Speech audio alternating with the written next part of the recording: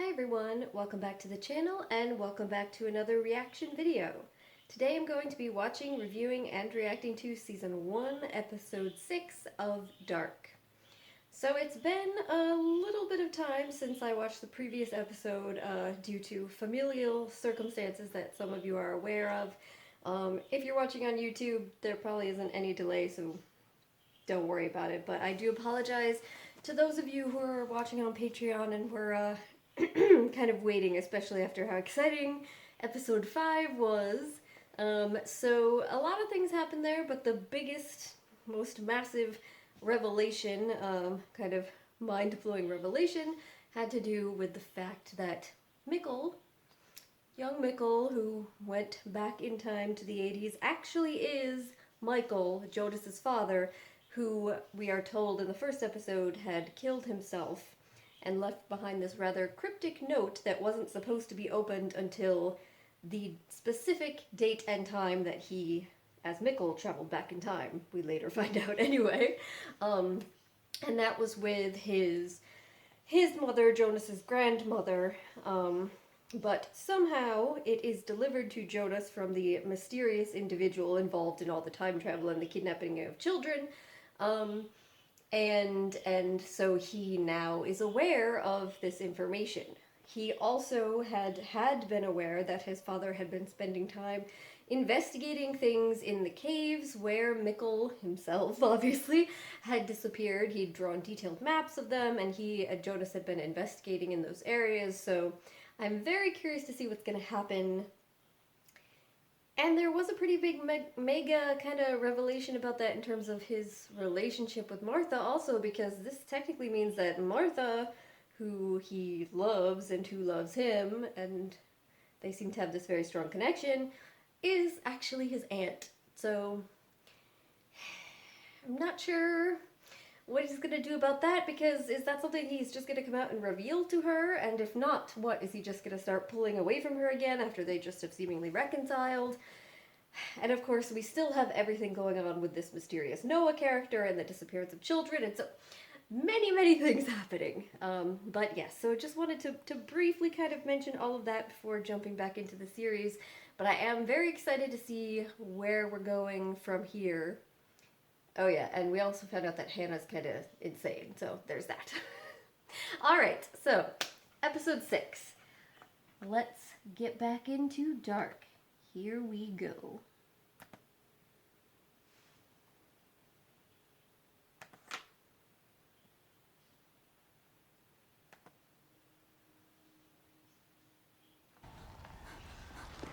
What?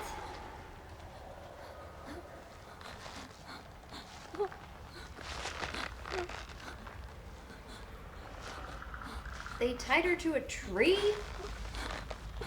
And just left her in the woods? Help me! Help me! Help me!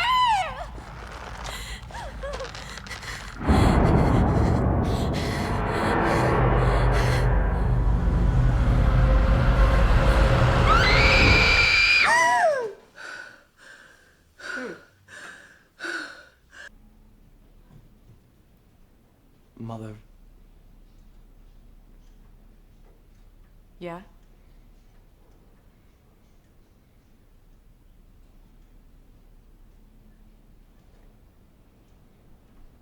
Nothing. Yeah, what are you gonna do? Oh, by the way, it was Mikkel. I don't think so. I mean, I guess he has the letter, but... You didn't come home until really late.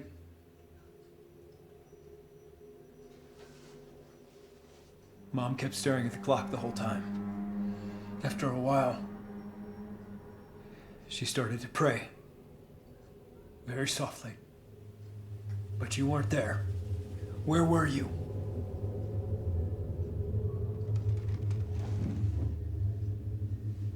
Are you saying you suspect me? I'll admit I made lots of mistakes in my life, but the fact that you could even think such a thing of me... Yeah, it's pretty... Where were you 5 days ago, when Mikkel disappeared? Dude! He was here. And where else would he have been?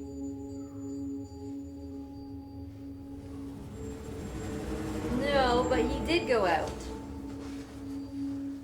But this whole show is full of people, like, they're starting to suspect their spouses, their parents.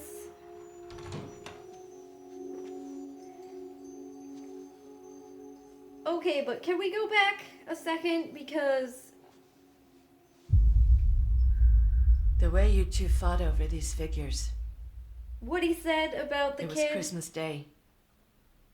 Is 1985. that dead body his brother? The two of you ending up going at each other like two boxers. You sent Mads flying into the Is- glass table in the living room. There was so much blood, it was like a horror film. I'll come But back in the to end, it. It was just a small cut. A gash on his chin. And you both laughed yourself silly. That's how you were with each other. One minute you hated each other's guts, and the next minute you were the best of friends. Siblings. Mom, why'd you lie? Did you know they were having an affair? Your mother and my father.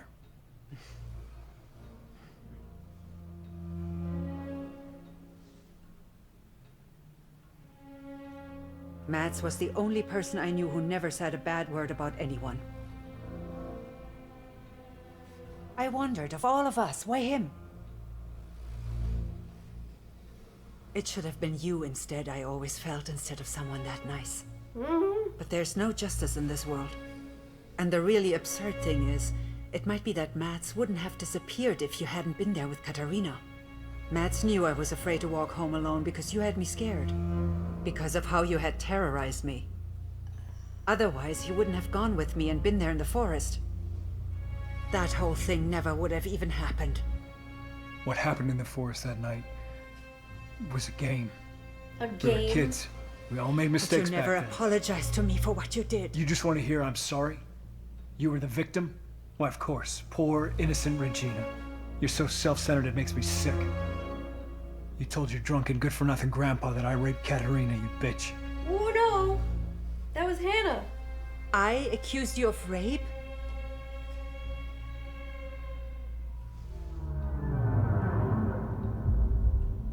Hannah saw you do it back then. You turned me in. Hannah? You mean the same Hannah who at 14 was so in love with you that she would have done anything to be with you? Huh. But I guess that really hasn't changed. So you've thought all these years I was the one who reported you? Why would I have tried to hurt you? I'm not nearly half as bad a person as you.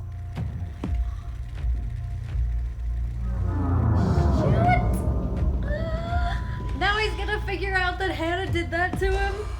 And all this time he's sitting here and he thought it was her.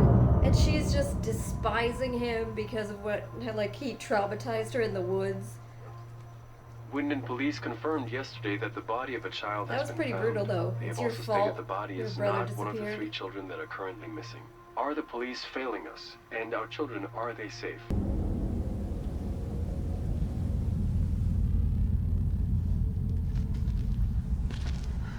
I feel like maybe he should stop doing these investigations at night.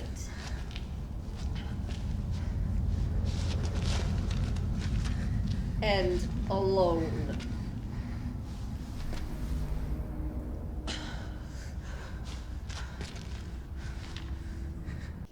What? What do you want from me?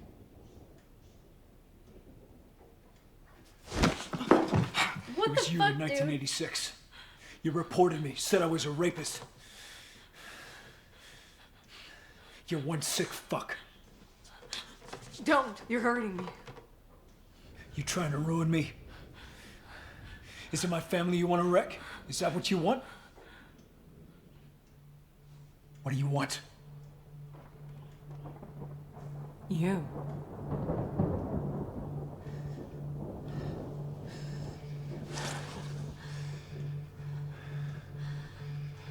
You know, you're poison.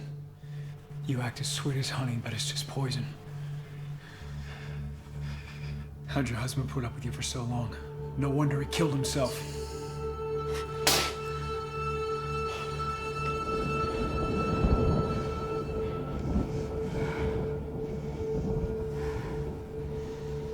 thought I knew you. How easy it is to be deceived. Like you're deceiving your wife?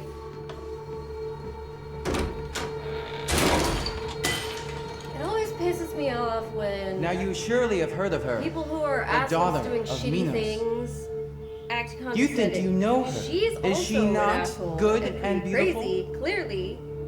You have let yourself be But enchanted it's not like he can be up on some by high all horse. her words, by her pretty gaze. Regina was But great. believe me, everyone, whether they are the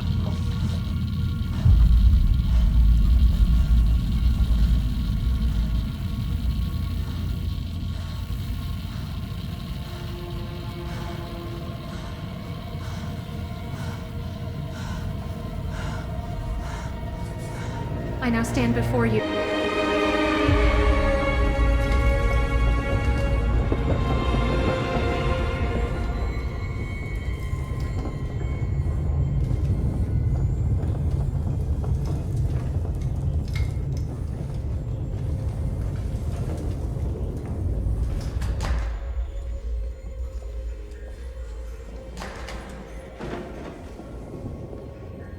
You did great tonight. Has the play already ended? Or did you have to drag your daughter off the stage to save her from all the sick people that are in this town? If you can't stand living here, then why don't you just leave?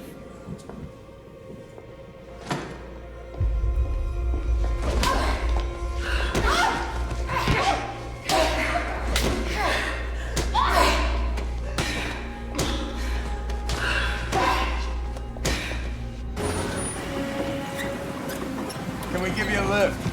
It's late to be walking alone out here. You shouldn't stay out in the rain for so long. It's filled with acid. Chernobyl? People say it's not in the rain anymore, but I don't believe it. Hannah, move over. Come on, hop in. I'll drive you home. Hannah?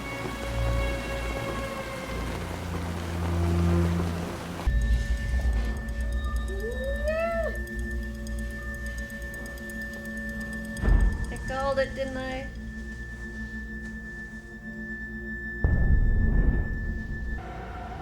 That's how you were with each other. One minute you hated each other's guts, and the next minute you were the best of friends.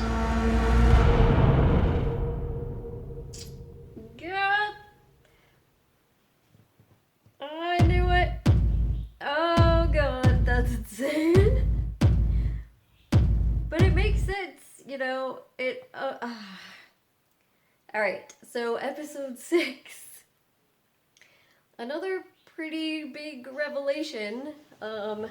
So not only is Ulrich's son, Mikkel, who disappeared in the present, actually Michael, because he went back in time and was adopted by Jonas's grandmother and never managed to come home, and so then he just marries Hannah and lives alongside his own parents, growing up together, weirdly. Not only is that the case, but Ulrich's brother, who disappeared in the 80s, Mads, is the dead body that they find that they at first think is going to be Mikkel, because his body is found right after Mikkel has disappeared, and in the same sort of area. Whew! I mean, it's crazy, but it makes sense if you think about it. You know, last episode you had Charlotte, finding out, talking about how all the clothes and possessions and everything on the body were old, or from the 80s.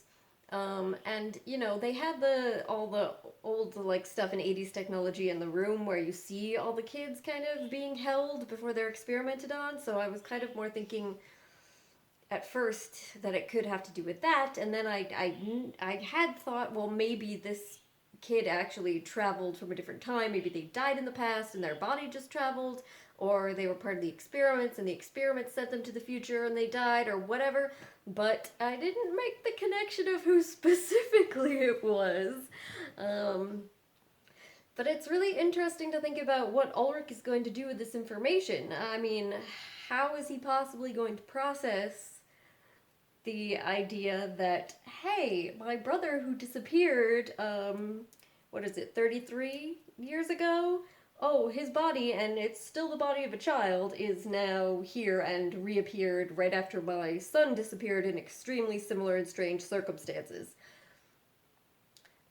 They'll, I'm sure, because they're gonna be able to tell that his body wasn't, like, say, frozen or preserved in any sort of way. So what will their explanation be for the lack of aging? I mean, how are they going to come to terms with that? And I'm really curious to see how that plays out, because as of right now, it's basically just Jonas that has a sense of all the insanity that's happening and about the truth of Michael Mickle, and he just went back in time himself, so who knows what even is going to be happening with him. I mean, that whole thing in the cave, so there's literal doorways that lead to, like, a long, carved out, it seems to be, tunnel that people go through.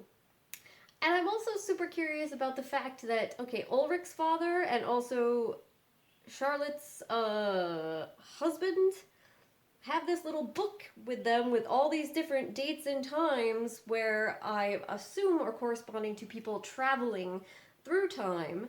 They gather together down in their weird little bunker, wait for that moment to happen, and that's when Jonas travels.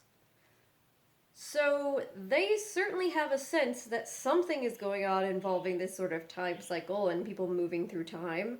So then that means that Charlotte's husband, okay, we already knew that he was lying to her, but he is lying big time about having some sort of knowledge or understanding of this time cycle, as is Ulrich's father, so he may have known all along that this had something to do with Mads' disappearance. I mean, and maybe the two of them are caught up in it in some more concrete way then. So maybe, Charlotte and Ulrich were not totally crazy to just flat out accuse them of having something to do with the child disappearances, because they do seem to be connected, though in what exact way, I have no idea. So then there's Jonas. Is he also going to be stuck back in the 80s now that he's traveled back there? Maybe not, because, he has the maps, and he had found that one particular passage, so can he just go back the way he came? It's very different than with the Mickle situation, where he just kind of woke up and found himself there without any sense of what had happened, I suppose. But then you would think that Jonas would want to go and find Mickle to try to bring him back, but of course he can't really do that, can he? Because if he does that, then he'll never exist? Oh god. This whole thing is definitely a lot to think about and process. Whew.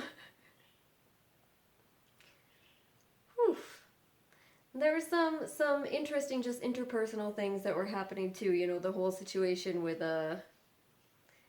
Regina and Ulrich. That was, I appreciated her giving him a little bit of a smackdown, because, as I said, I don't really enjoy hearing him be tremendously condescending to other people, no matter how correct he is about Hannah and how shitty the things that she has done are. He also has done really horrible, shitty things, and kind of also is a shitty person. And so it was kind of nice to also hear Regina say some of those things, to him.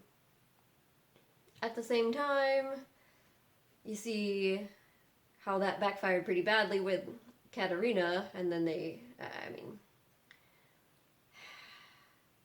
so I liked seeing her call Ulrich out like that, but at the same time, their kid is missing at this particular moment, so that probably was not the most compassionate or sympathetic thing to do, even if it's people that you think are horrible and you despise. Yeah.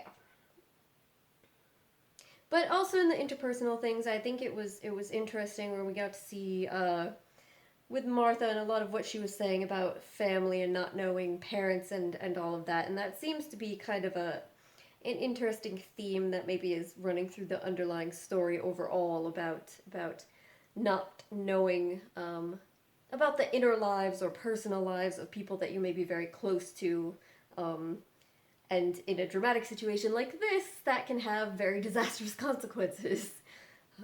But I'll also be interested to see how that continues to develop going forward. But the big revelation being that the dead body is actually Mads. Now Ulrich knows it, so he knows that there's something really messed up going on.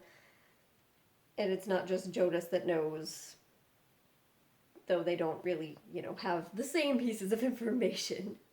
But, alright, I think I'm going to wrap this up here. So if you have any thoughts, questions, comments, please do feel free to leave them down below. Otherwise, I'll just say thank you very much for joining me. Hopefully I will see you next time. Bye.